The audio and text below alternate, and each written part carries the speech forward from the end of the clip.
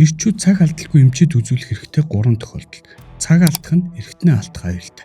Нэгдүгээрт төмсөг гинт хүчтэй өвдөх. Хэрвээ төмсөг гинэд маш хүчтэй өвдөж нэг тал нь хавдаж дээш татгцсан мэт санагдвал энэ бол төмсөгний бошрол байж магадгүй. Энэ үед төмсөг рүү очих цус бүрэн зогсдог. 4-6 цагийн дотор эмнэлэгт очивол төмсгийг аврах магадлал 90%-аас дээш. 12 цагаас хойш бол их тохиолдолд аврах боломжгүй болдог. 2. Өвчрөл 4 цагаас дээш удаа үргэлжлэх.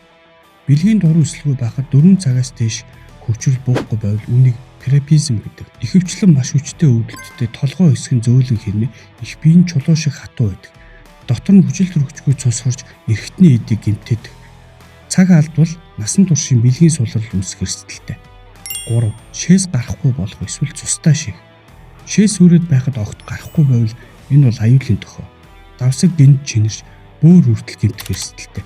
Хүн шээс улаан ягаан хөрөн өнгөтэй болвол заавал шалгуулах хэрэгтэй. Ялангуяа өвдөлтгүй цустай шийх нь хавдрын эхний шинж байх нь хэлбэг.